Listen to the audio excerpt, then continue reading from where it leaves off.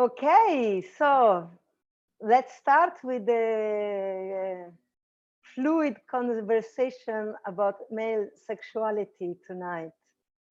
The meaning of spiritual eroticism. We're looking at sexuality with the tantric lens. And so let's just take a moment to just arrive in the body, because we're talking about the body, and you can close your eyes for a few minutes, take a couple of deep breaths. And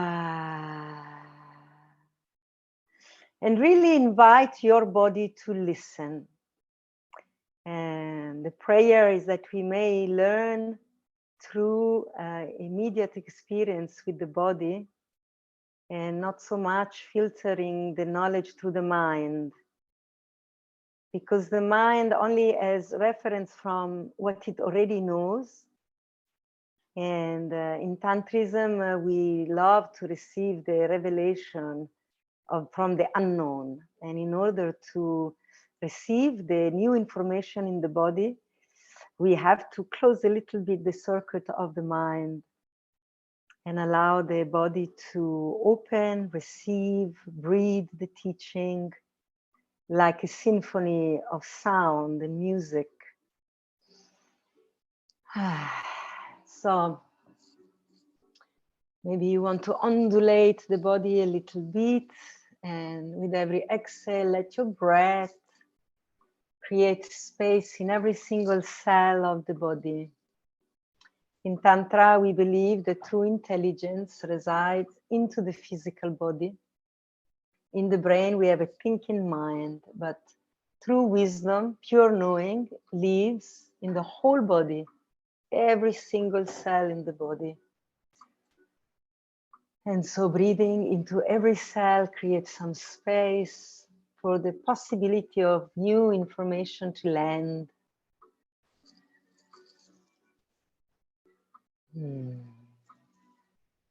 Also in Tantrism, we use a language called the twilight language that is designed to evoke feelings of rapture in the heart, like a falling in love. And so allow some words, some concept, they might just land straight into your heart, like the arrow of Cupido, breaking open your heart into a feeling of falling in love, plucking the string of the heart, seducing your body with true knowing.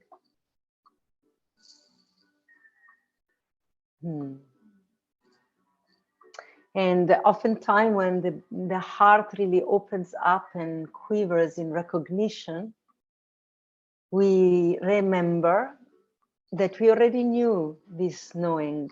And that's why it feels so nurturing and immediate into the heart. And in Tantrism, we often speak about the revelation, because we only reveal what is already here. We're just taking a veil of confusion away.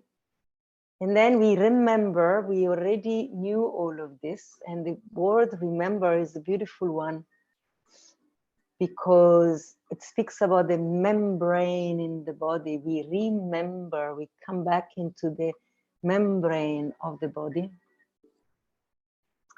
where all the knowledge is stored. All the knowledge is stored there from the beginning of time. And so Tantra is designed just to evoke, call back all of this. And that's why it feels like a coming home. It's a place of deep relaxation. So we're not taking new information and overwhelming the brain, but we're just clearing confusion and allowing the heart to expand into more of itself, into a falling in love. That's why we say Tantra is the way of the lover, because it goes straight into the seduction of the heart. So if some information lands for you and they work well for you, you take them and you keep dancing with them. And if some information confuse your mind, my invitation is to drop it immediately, not to engage for too long with it. Don't fight this knowledge with the mind, I'm not trying to convince you about anything. I'm not holding the ultimate truth here. I'm just a guide, and I'm suggesting possibility. And if they don't work for you, you just let them go. So you stay in a space of opening and not confrontation. So spiritual eroticism. So first I want to say this is a conversation directed to men, but the women are also invited to listen. And this is beautiful because I feel it's time we learn together. In contemporary neo-tantra, there is a lot of teaching that separate women from men, and they have validity. But also I like to start to bring in this classroom where we all come to learn together. The learning happens together. Although this conversation tonight is directed to the heart of man. So I'm talking to you guys, and the women just participate. So spiritual eroticism, it's a beautiful word that describes how we can use our sexual desire as a spiritual practice. That our spirituality is deeply drenched in our erotic desires. In Tantra, there is absolute no separation. Eros, we use the desire of our eroticism as an arrow that give us direction into the world of form. And of course, this is a very difficult thing to do in our contemporary time, because we've been educated otherwise completely for a long time, for many years, for centuries, even before our embodiment. We absorb the shame and the guilt of our parent and foreparents. And so to really own my sexuality as a conversation with God, it's an act of true love and great courage. And I'm inviting you to be courageous in this conversation and begin this transformation into your self-empowerment. So when we use our sexuality as a conversation to God, then our meeting with the divine, it's immediate. And every human being has access to, as the birthright, to talk to God directly with your body. Your body is the tool that has a direct dial to the divine creator force. And so this is quite revolutionary, because it suddenly destroys all the religious hierarchy and the political hierarchy of this father God that we have in many religions, and the father state, the government. And the government and religion are so intertwined all the time from the beginning of religions. Religions are political movements, and they want to make you feel disempowered. So you're a little child and you need to take direction for someone bigger than you. And so therefore you can be controlled very easy. And even more, religion then has a father that judges you, and judges you with the place of invisibility, in the places of the soul, in the places of spiritual guilt. And this is really, really scary, to be afraid of something we can't see and we don't know. You can rebel to a politician, maybe, but to rebel to God is a really big movement and very courageous. So this is how we've been really been contracted into the shame of being into a body.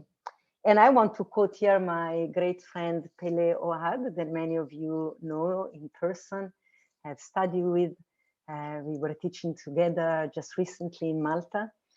And he says, he's got this beautiful quote that says, if you want to be a lover in the world, how can you be ashamed of your genitals? Have you ever heard of a painter that is ashamed of his paintbrush? Or a musician that is ashamed of his musical instrument? You know, a flautist that is ashamed of his flute. It's impossible. You know, artists are proud of the artist tool, and they take care of them, and they spend a lot of money for their maintenance. And so if you want to be a lover in the world, then you start to have to really honor your genital and the organs of love. So in male, in the body of man, the organs of love are external. The penis is very visible.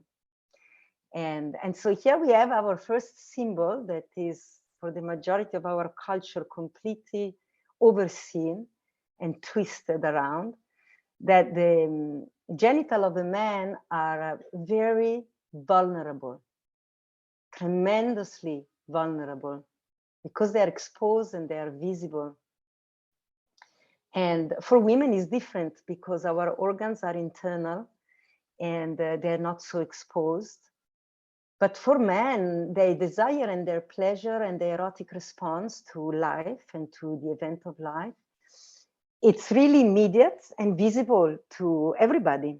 And so here begins the journey, the traumatic journey with male eroticism, which is the erection. It's often inappropriate. It's coming at the wrong time and in the wrong place. It begins at school and is shamed, and by peers, it's shamed by teacher, it's shamed by women, first sexual experience. And the classical movement of boys with the erection, that is the majority of the time inappropriate, is to push it down and look away, push down and look away, pretend is not happening. And now here we have the biggest response to life that God designed so beautiful. You know, I'm responding, I'm becoming aroused by the moment. It means I am so present with this movement of reality. And what do? Instead of honor it and listening to this movement and following the arrow, we push it down and look away. We ignore it. And when we start to ignore it, the wisdom of the body will begin to stop communicating. The body will start feeling that it cannot trust you. And then it will stop giving you really wise signal and responses to life. So I also want to introduce the term lingam. In Tantric philosophy, the penis is called lingam. And lingam translates as the wand of light. So the wand, normally we associate it with the magician, right? The wand make magic, create the invisible, make the invisible visible, abracadabra, and things are created. And so the penis, it's a wand. It's a magic tool that create form into the world. And in fact, has a seed that produces life. And it's a wand of light, and light in Tantric philosophy represent consciousness. It's how we describe consciousness. And so it's also called the bringer of consciousness. And so the lingam with the seed bring consciousness into the world of form.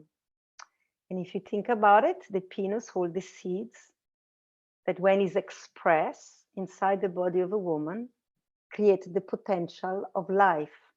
So it's got a very sacred and important job. And according to the Tantric tradition, everything that exists, every form of life that we see in this world of form, it's imbibed with consciousness. It's imbibed with the seed of the divine.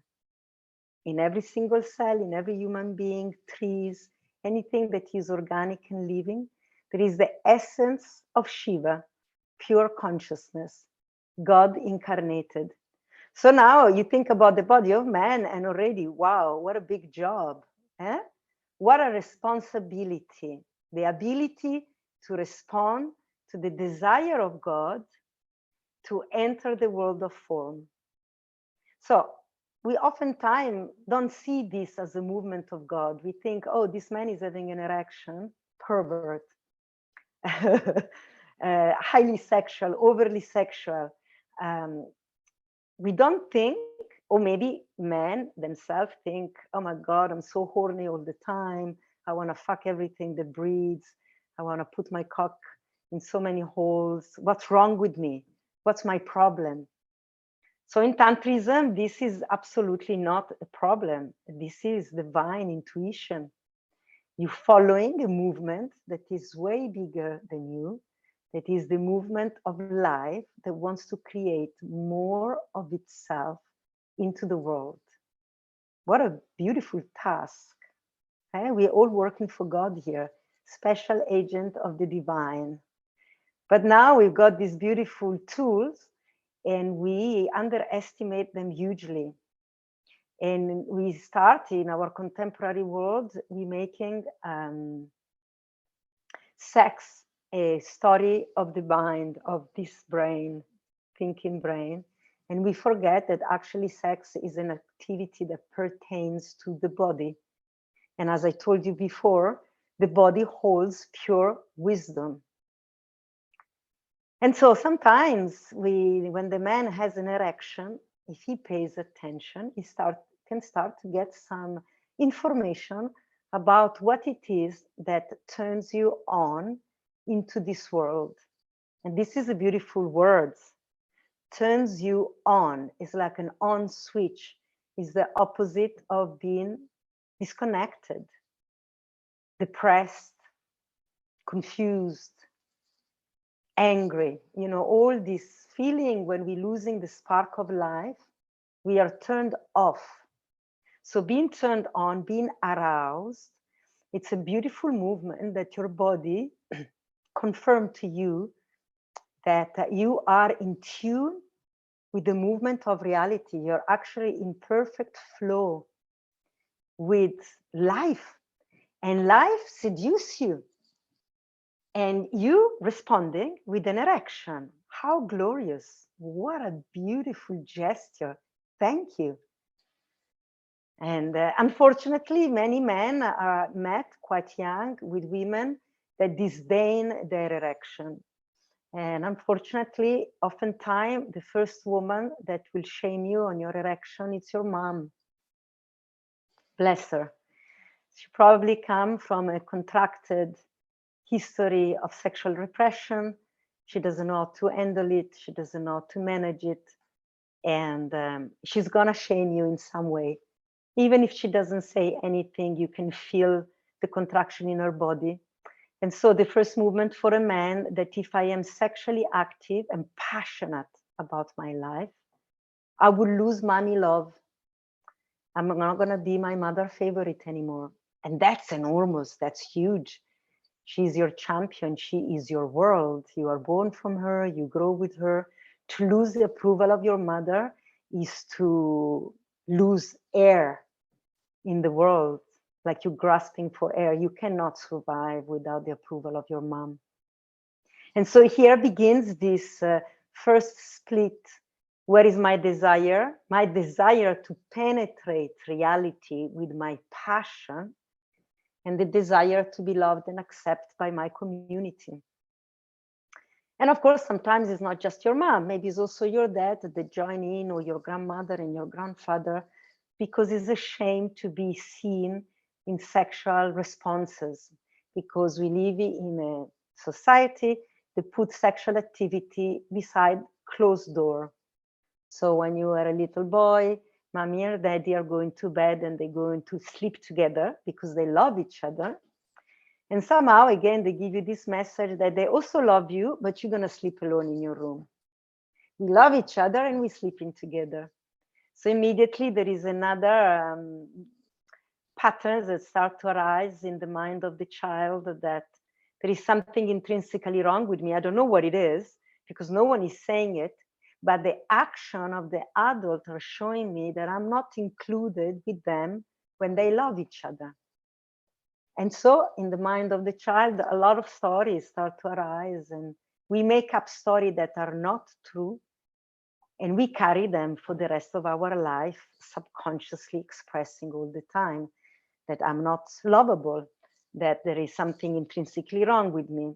In Christianity, you are born as a sinner, and so there is something really tainted in your embodiment. And then we spend the rest of the life trying to pay back this debt we have with life, because we arrived with a problem. We were a big problem when we were born. In fact, mommy and daddy are not including us when they love each other. And so you are in the room on your own, and of course you start to engage in your sexuality alone. This is another big gap in our psychic, because sexuality is designed to be shared. It's beautiful to have at least two people to play, to move with each other, to touch skin, to kiss mouth, to rest in each other's body. And but in our upbringing, oftentimes we are alone in our first erotic encounter, and we are not guided. Imagine how different it would be if your dad would be in the room with you and show you, initiate you into the beauty of your penis, the shape, the form, how an adult penis looked like. You know, in some tribal tradition of South America, the young boy were initiated by the elder man. And there were many rituals, but one of the rituals is that the young boy would just hold the penis of the elder man in his hand. Doesn't mean to arouse it or excite it. Just hold it and feel the power of a mature sexual organ that plays his music in the world and knows many symphonies, and is been inside the body of woman and expressed his seed and created life. This is the true initiation for a boy, just to feel it. And that then create a pathway for a meeting in its life and the excitement to find sexual maturity. But of course, this will be considered borderline with sexual abuse and pedophilia and all this story we're running now, the fear of sharing our sexuality with the people we love. And so incest and all these things that are deemed inappropriate, they actually are our biggest gap in our psyche. And so the young boy starts practicing sexuality alone, and learn very quickly that has to be a fast movement, very quick movement, because soon mommy or daddy or sister or brother will come in, and then I will be busted, and then I will be shamed. But the attraction to this desire is beyond any control. Doesn't matter that maybe some men were told, if you masturbate, you become blind, or if you masturbate, bad things will happen to you. You still do it, don't you? Because it's by divine design. You can't break the absolute essential nature of your beingness.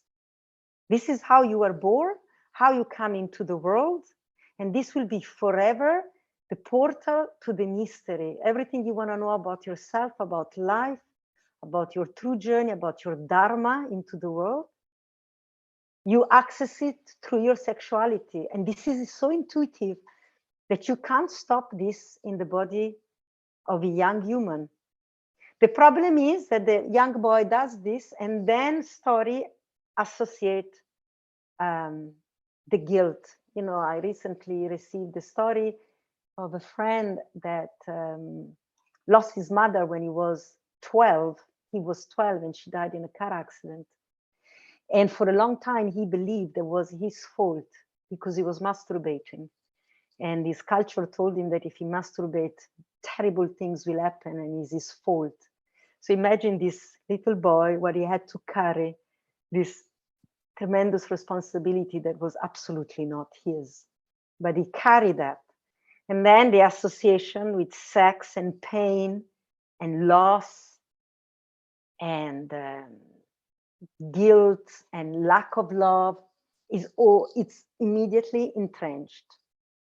And so although our sexual desire call for a desire to love, the majority of the time sex becomes so disconnected from the heart that we even associate it with pain and loss of love and agony and sense of solitude. And many people make love and still feel so lonely in the act of lovemaking, because that association, also the first connection with sex happened alone.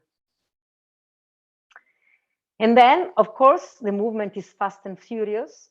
And what this does, it desensitizes the penis very quickly, which instead is designed to be treated with absolute care and tenderness. And I go back where I started, that the penis, the lingam, it's exposed and is so tender and vulnerable. And if you look at the shape of the penis, the gland at the top of the penis look like a heart, like this, a little like this, right?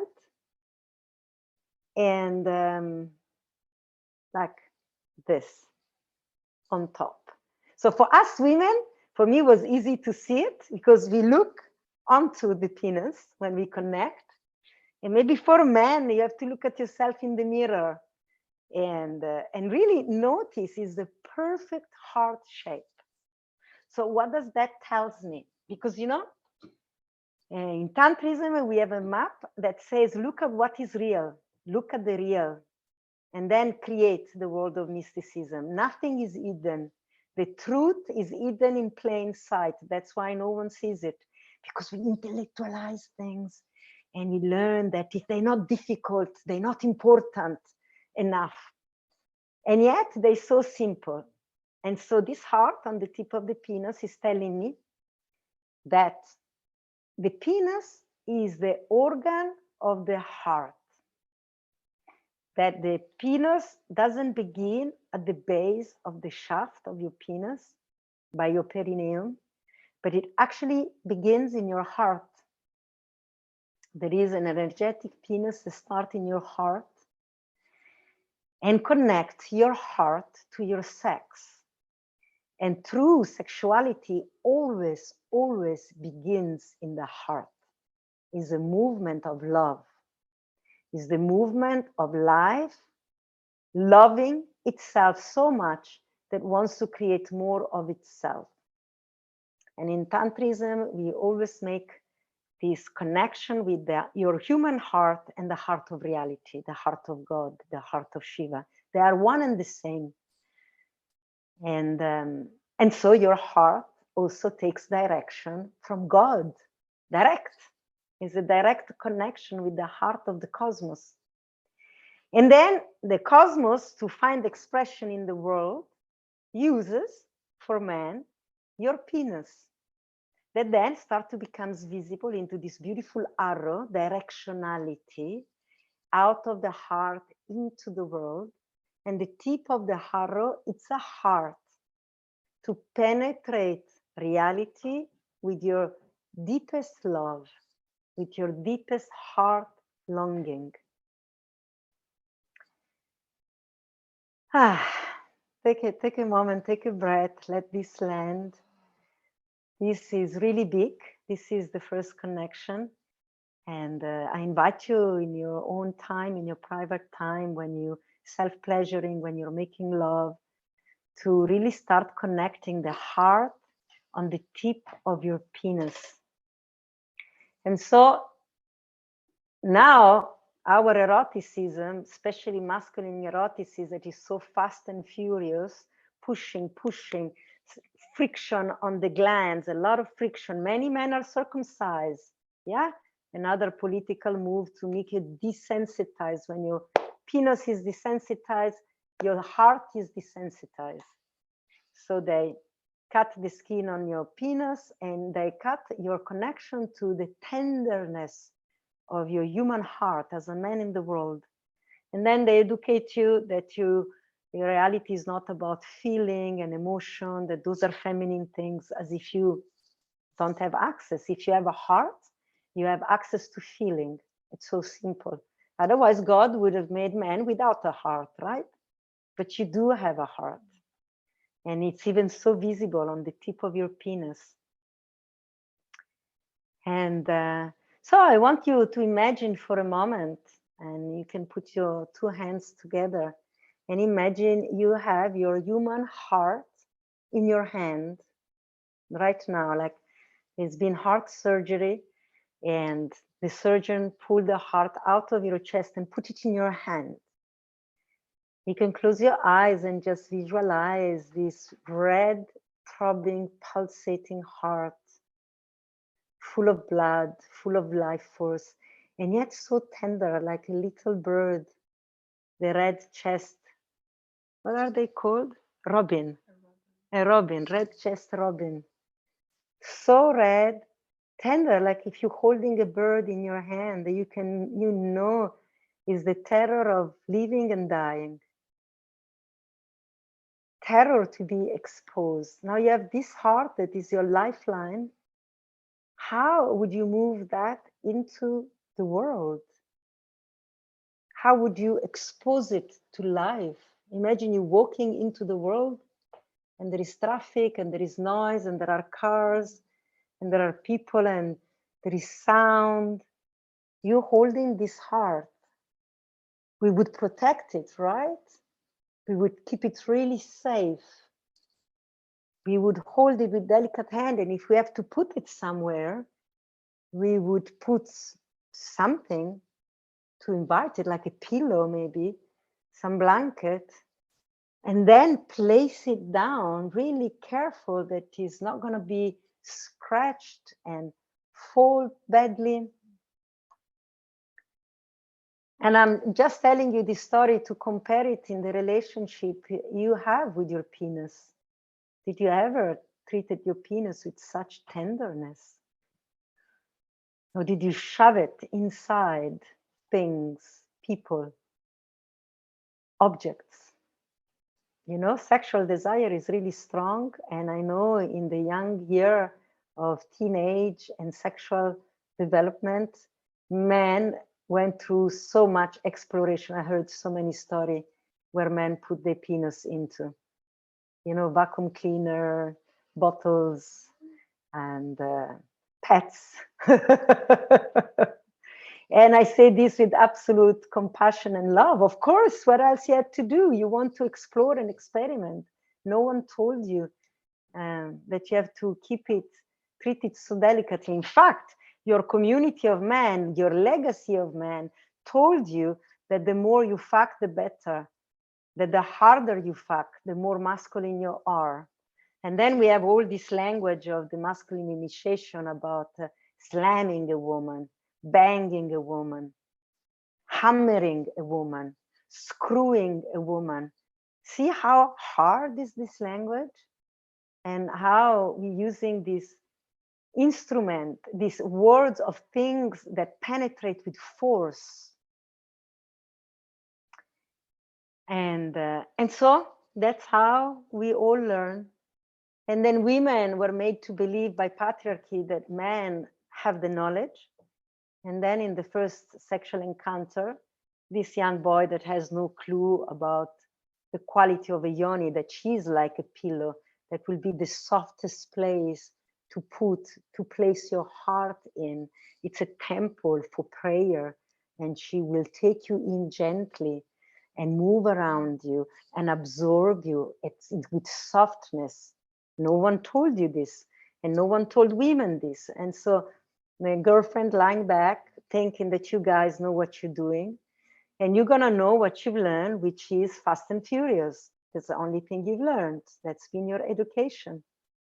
And so you're gonna pump yourself inside the body of a woman, and she's oftentimes, I'm talking about first sexual experience, she's so unconscious of her own body also, that the movement of friction is so strong, she's gonna retrieve. She's like gonna hold her breath because it's painful. And instead of taking charge and guide the movement and absorb you in, she quits her job and she lets you do. And it's quite a traumatic experience for both parties. And yet both parties are absolutely innocent victims of a system that is so broken. So everybody, it's compliant in this collective trauma, and we give it to each other constantly because we don't know better. And so the practice of spiritual eroticism is to begin to really take the courage to begin to turn it around and be very truthful to the real. And so the tantric tradition has a very different story about the movement of penis inside vagina.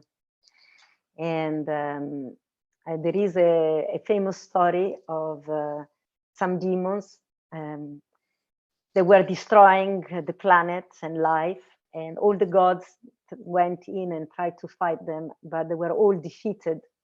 And eventually they had to resort to calling the goddess Kali and to come and slay, do the final killing to this demon. And so Kali arrives, and of course, the grandeur warrior that she is, she cuts the demon, she kills it, lick the blood. And in fact, the only way to kill this demon, because every time a drop of blood came into the earth, a new demon was created. So every time someone was cutting a limb, the demons was keep recreating and multiplying. And so when Kali slayed the demon, the head of the demon, she also broke into the 64 yogini, and they all came with their open mouth and eats every single drop of blood, that nothing would fall into the earth. And therefore the demon was defeated. But now Kali tasted the blood, and she is turned on tremendously by the force of life. And she started to get into this killing frenzy.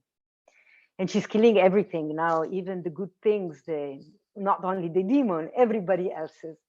And so the gods summons Shiva and say, hey, Shiva, please come. This is your consort. You ought to do something. You must know how to calm her down. Please come down from your mountain, from your meditation. Come help us. Do something with your wife, your consort. And so Shiva comes, and the only thing he does, he didn't go and shout, and he didn't go and tell her, please calm down. You're crazy. Please calm down, darling. You're losing the plot.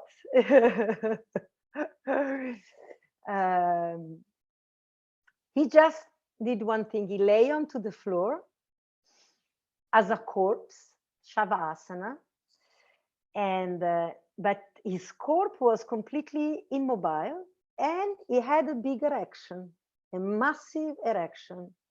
And he offered all of himself, all of his essence, the deep love, his heart that is the heart of reality, is reality itself, offering love, one pointed focus awareness. This is the point of the arrow, that is your penis. It's a beautiful symbol. And didn't do anything about it. He didn't do any movement. And Kali, which of course was turned on by a penis, because contrary to contemporary culture, women really love sex. We enjoy it, we have sexual desire, and we like to be penetrated. And she comes to the penis, and she just squat onto it, on top of it. And so she's in control. This is what it represents. She's in absolute control. And she gently lowered herself on the penis, and she sucked it in. So much so that when the penis feel her up and feel her heart, her tongues come out. Her heart comes out of the mouth, the red tongue, because she's fulfilled by consciousness. And then she's got a multitude of arms that once she's fulfilled by this arrow, by pure consciousness, she then creates the worlds with harmonious flow and everything that filled this world. People, feeling, emotion, inspiration, everything you can think that has to do with form and life, she creates whilst being penetrated by Shiva. The traditions speak that Shiva and Shakti were in erotic union for 10,000 years, and in those years, the whole of reality was created by their sexual union, not before or after, during. So this is to remind you of the power of our eroticism.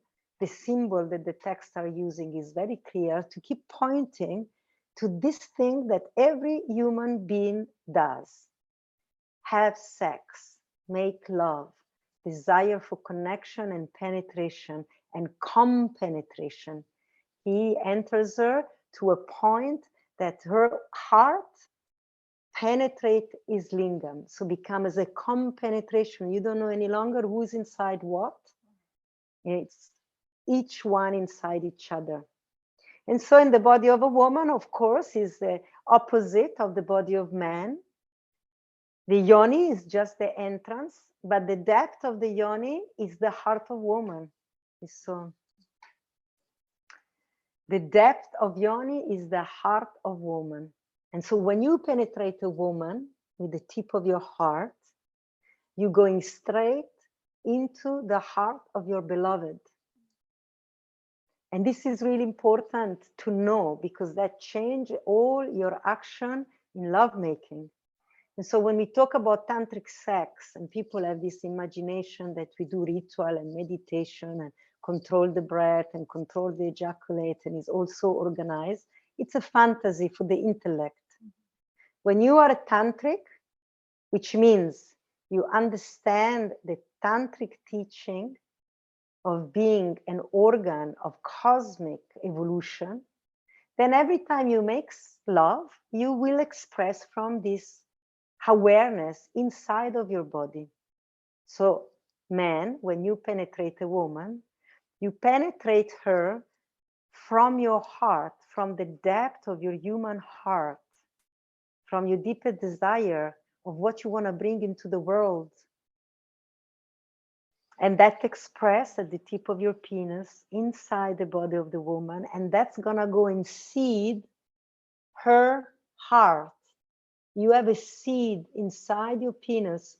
When you ejaculate, you express the essence of consciousness into the body of form, the Shakti. And she, with the multitude of arms, is going to manifest the seed that you are putting into her body into the world. This is magnificent. This is enormous, right? And we never tell our children this story, which is the true story. There is not even a story, it's a fact. Because your seed of a man makes baby inside the body of woman.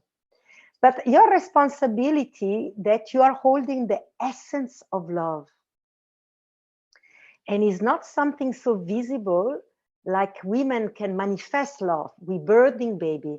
We can birth love in the form of things. That's why we like clothing and shoes and things. We like the things of life. We make nice, we make beautiful room, we make beautiful household. That's the feminine. It's attracted to the things and the form of life.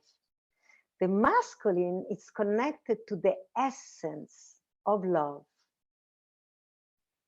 And this is a meditation that all of you have to do within your own heart. What do you really want to bring into this world? What prayer? What are your real desire?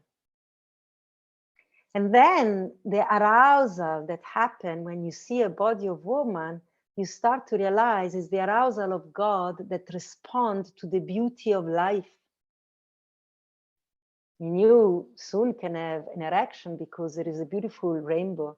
Or maybe you can have an erection even like right now when you're listening to beautiful philosophy, to beautiful concepts that inspire your desire to be alive and inseminate the world with your passion. It's beautiful. And then if you would meet a woman that understands her sexual maturity, she would not be offended if you have an erection before even she got undressed. She will be offended if you are not having an erection when she enters the room. What do you mean? Haven't you seen me? I am here and you're not having a response? What's going on? And when you have an erection, she will be so honored and proud and praised because she can see your body is responding. And women like to be desired. Every woman. That's when the Shakti, the Kali, stop all the killing and the frenzying because she saw an erection. She felt called in and honored. And Shiva was saying, hey, this is my erection for you, beloved. I don't need anything from you. I am offering myself to you. Do with it whatever you want. You want to take it? You want to put it inside of you? Great. You don't? Great anyway, because it's my pleasure just to see you and be present with you. So this in our education also, this idea the man has an erection and then the woman, the partner, needs to do something about it. She needs to finish you off, as if there's anything to finish. You know, sex is just the beginning.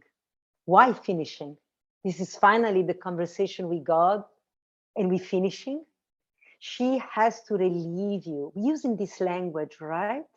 Relieve you of what? Of the burden of being actively responding to life, of the burden of feeling so much pleasure in your body.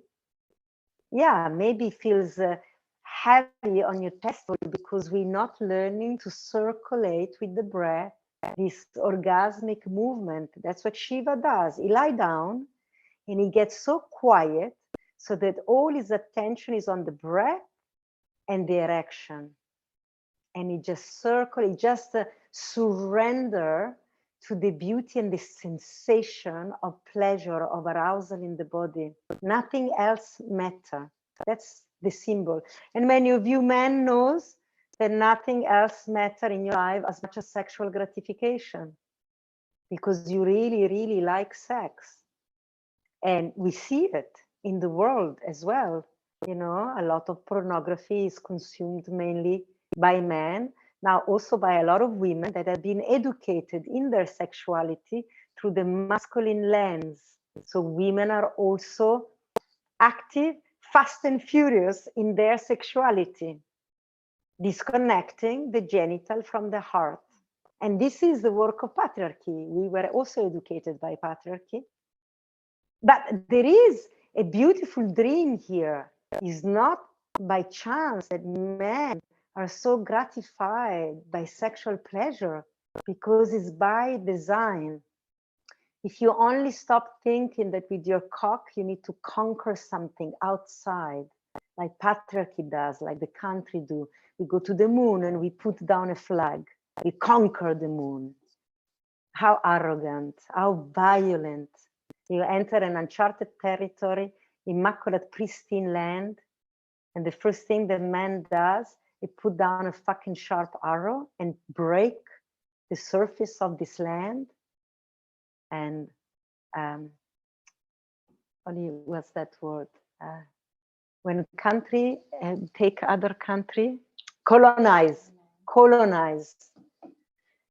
And we men do this, they colonize with their cock. You were told that the more the merry, stick it in, fuck it out, bring home as many trophies as you can.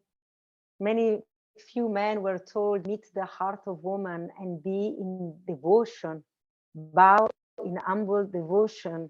Imagine if I was to land on the moon as the first human, the first thing I would do, I would bow in reverence.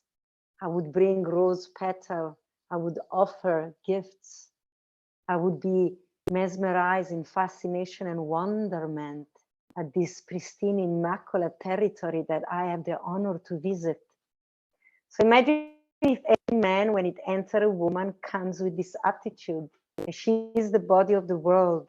She's the body of love, the body of reality. And she is sacred and holy. And you go in there to receive the teaching of love because you're entering her heart. And by physical design, the penis and the yoni, the same way the penis is designed to be hard and to sustain movement like an arrow, the yoni, which is the Sanskrit word for vagina, which means sacred source or a place of worship, a place of beginning. Yes, that. She is the muscle of the yoni are designed to wrap around and to suck, to milk the penis. You know, the muscle of the yoni actually physiological becomes longer inside. The vagina, when the yoni is relaxed, you can put a finger in the vagina and touch the cervix. And maybe the distance is like this, it's right there.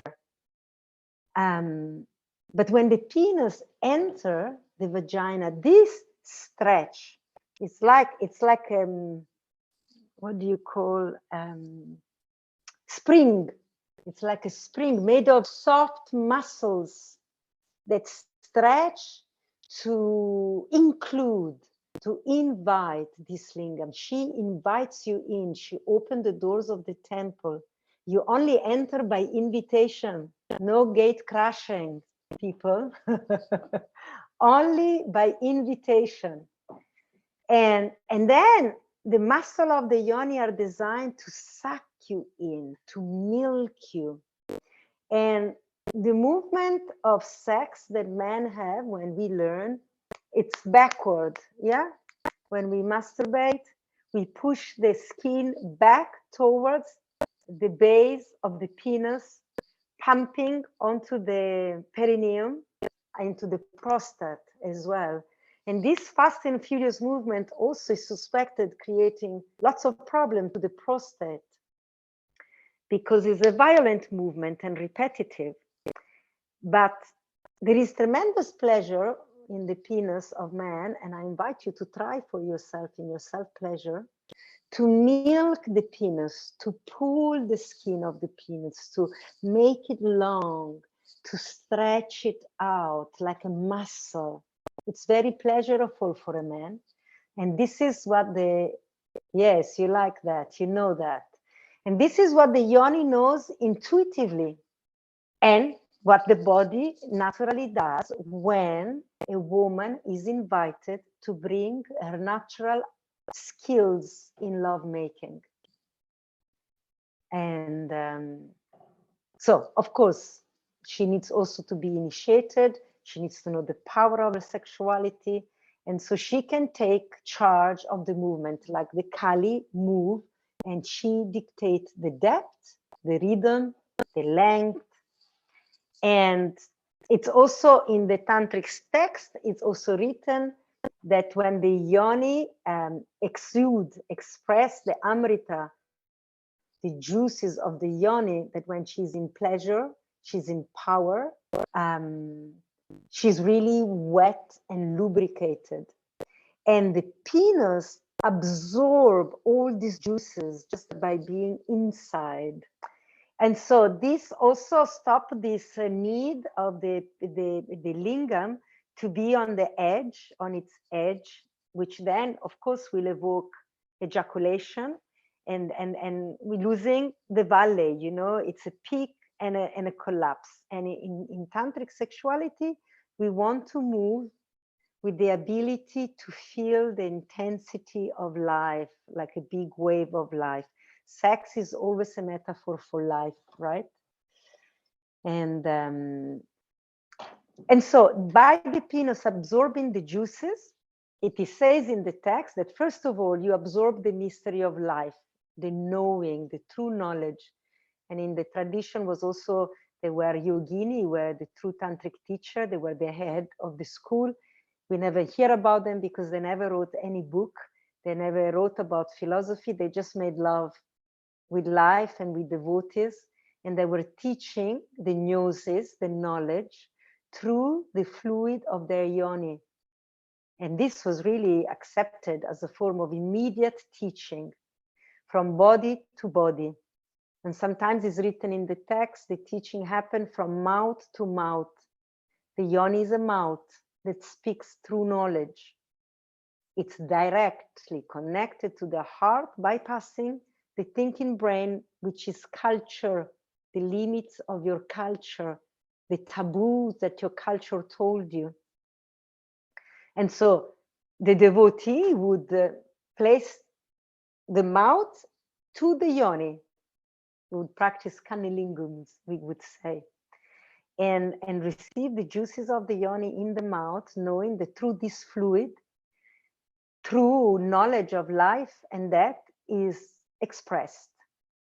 And that's direct, bypassing the mind.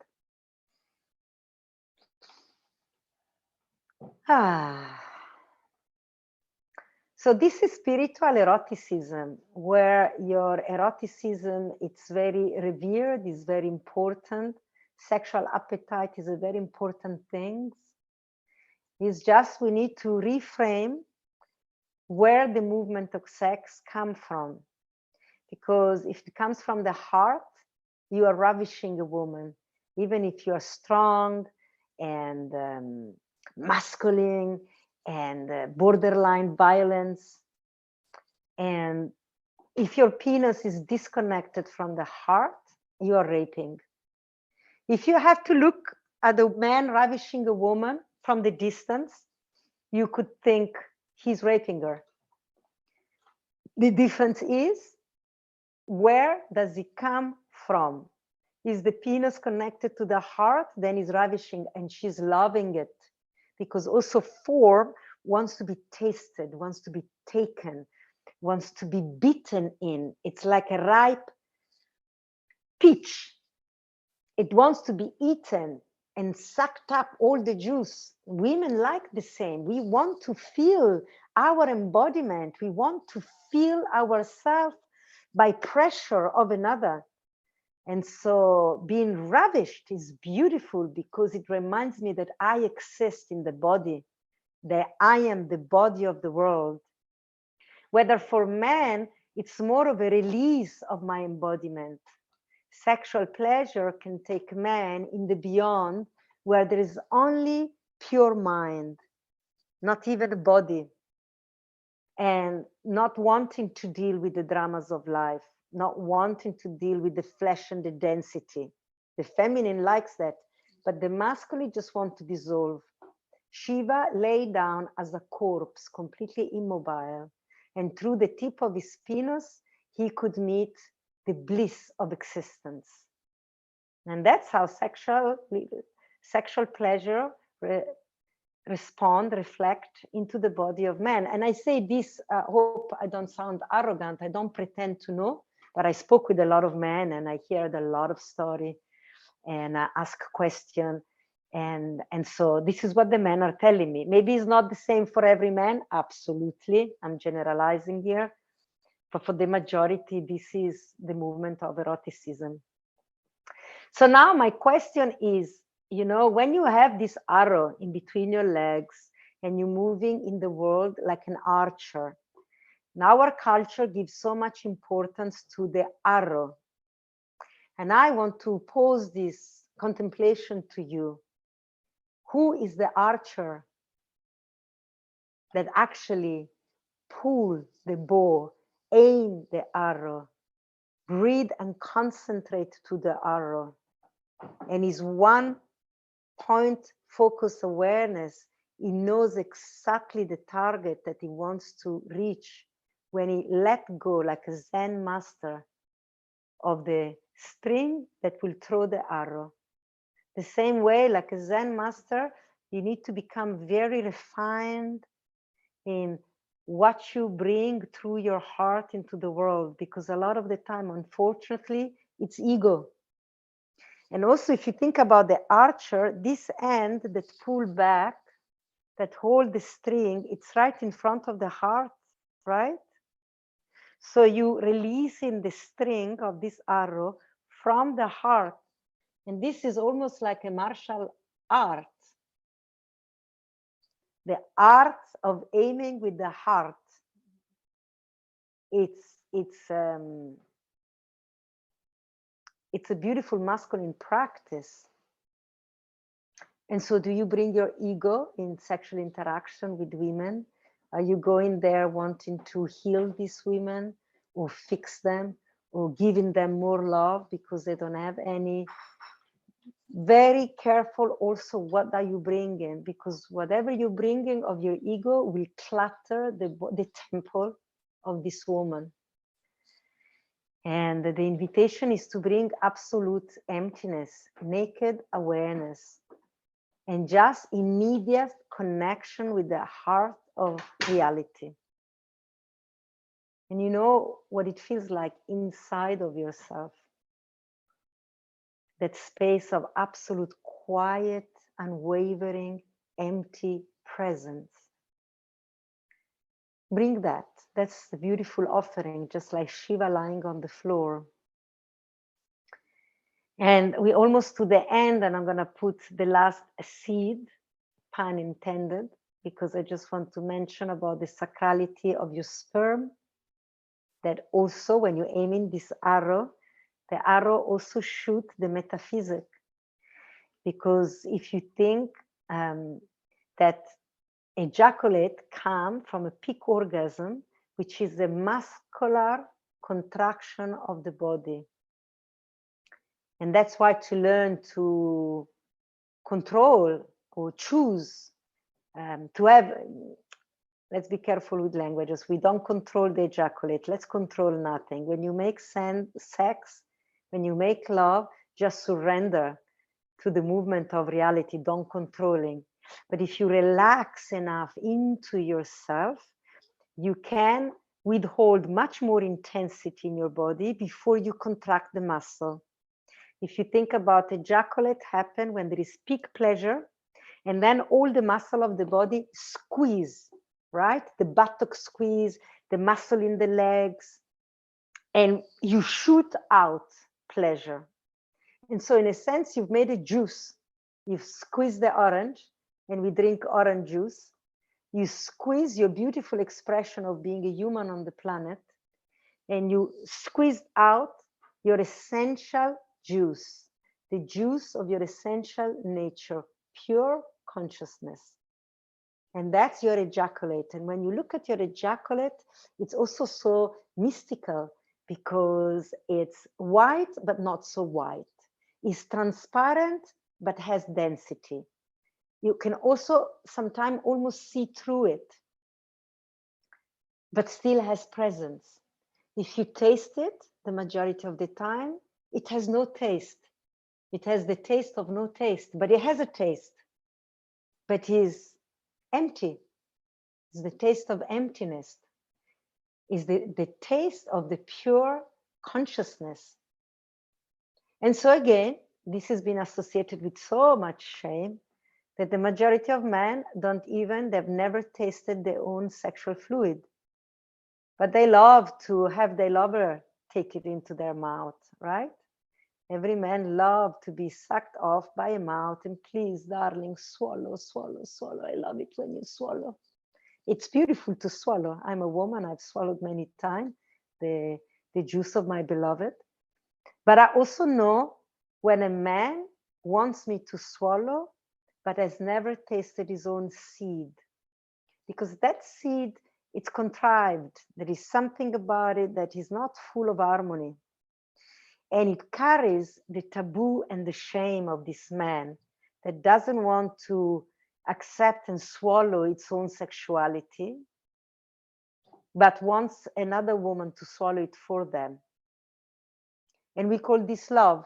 And for me, it feels like, all right, you can't swallow your shame, but you want me to swallow your shame. I must do your job. You're using me as a bin where you throw the rubbish, you throw the things you cannot handle. You don't have the courage to look at and expand and support. And you just empty yourself in my mouth like a bin, like a rubbish bin. That's completely disrespect. That's not honoring. But so I invite every man to taste your sperm, to know it, to put it around your body, to smear it, to put it in your face. And if it's challenging at the beginning, start little by little, just the tip of your finger. And try to enjoy it, to receive it. So this is also Amrita. Amrita is the nectar of immortality. Amrita are all sexual fluid. Even your saliva is Amrita, because they come from the depth of the inside of your body. And in the deep of your body, there is the cosmos. Microcosmo, micro, macro. Tantra tell you that at the cellular level, in the depth of your being, Shiva is there dancing. And so every sexual fluid, because they're carrying the potential to create more of itself, just like consciousness itself, carry the secret, the mystery of life. And when you understand this knowing, you become immortal, because death is not scary for you anymore, because you are imbibed in the art of loving so deeply that even dying, it's a joy. And we die in sex over and over and over. So when we speak in the tradition about this fluid of elixir of immortality, it doesn't mean we have to harvest them and drink them. You know, there are these energy vampire, or some people believe there are these dakini that suck the sperm of young men to be forever young. Who cares to be forever young? The dakini is in harmony with the rhythm of life. She's eternal. One life. Who cares about one life, two life? We have infinite life. We have eternity. But eternity, like immortality, doesn't mean to stay young forever or to be alive in this one embodiment forever. No, immortality means to stop being afraid of dying. And then your life is a celebration of love in every moment. And in sex, we die every moment. And if you're afraid of dying, how deep can your sexuality be also? The moment you're losing control in sex, which is the moment you transcend, you're gonna refrain, contract your body, ejaculate, and put an end to it. So you're in control again of your life. And this is something that you know. So the challenge is to allow this movement of sex to kill you, to really kill your ego and your mind that sees the world as separate from yourself. Enter the heart of reality and become one with the cosmos. You know, that moment where there are two bodies and there is absolute compenetration. We don't know anymore who enter who. It doesn't matter because there's no one here anymore, right? We were two and now it's not even one. It's everything. It's beyond one. What we say Advait. It's beyond the duality. It's not even one. One is not beyond duality. When you say one, you're still in duality. Because if you say one, there is two. So it's everything. Beyond two, there is everything. You become one really with the heart of reality. And you taste the nectar of immortality and eternity. And on this note, I'm going to close this satsang.